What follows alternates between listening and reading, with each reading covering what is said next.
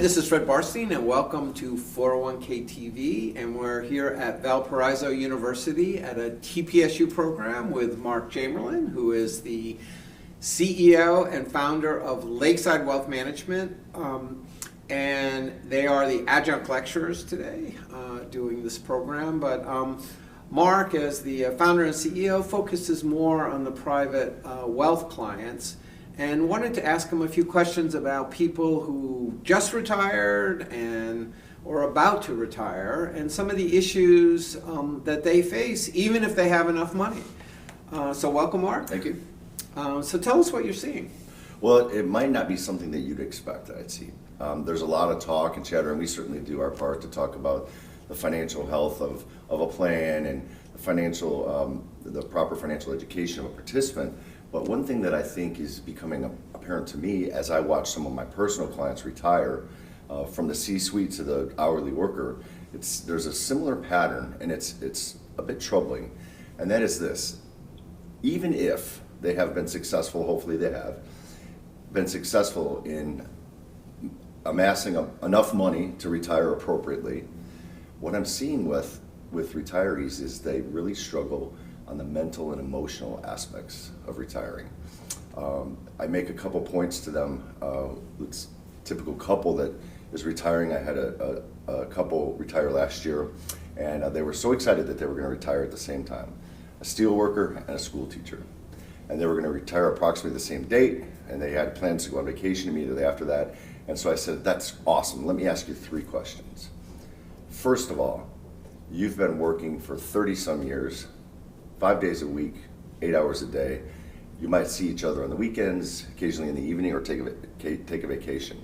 Are you two ready to be around each other 24/7 for the rest of your lives?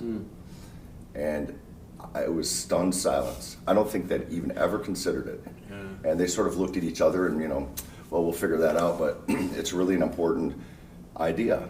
The second question I ask is, you've been working for 35 years, 8 hours a day, 5 days a week. You have established a very strong social network at work. Those are the people that you've worked on for your whole life. Right. Are you ready for the most significant shift in your social life that you've ever experienced? Right. Because even though we work with somebody for a long time and we say we're going to stay in touch, that isn't what really happens. Right. So I get them to think about how that's going to shift.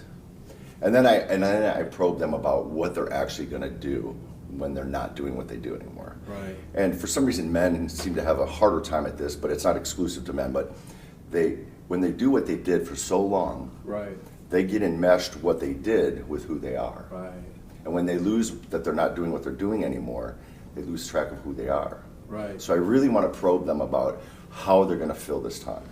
And so you talked about some programs or things, mentoring programs. What are you doing? Yeah, we're sort of experimenting with it now. I'm asking permission of clients of mine that have already retired, if they'd be willing to, maybe a couple years out of retirement, into retirement, if they're willing to meet with a participant that I know is going to retire in the next couple years, and just introduce them.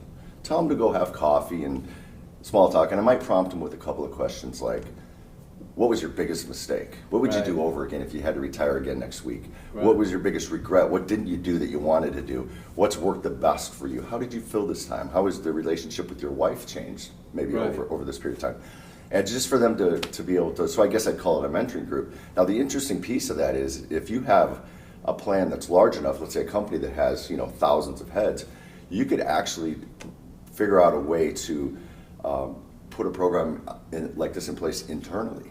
Right. Because more often than not, you're going to have more than one person, if you have thousands retiring in the same year, and you might have a couple that retired a couple years before. So now they're really speaking the same language about, they know the company, they know the culture, and they can really get to. So this is I think you'd have a hard time finding a direct benefit for a plan sponsor in this, other than I would say if the last thing that your employee experiences about his or her work experience with you is the fact that you cared enough to facilitate a program where they could retire not only financially happy, but mentally and emotionally happy. Great. Well, thanks for your time today, Yes, sir. Mark. Yep, See my you pleasure. soon. Okay.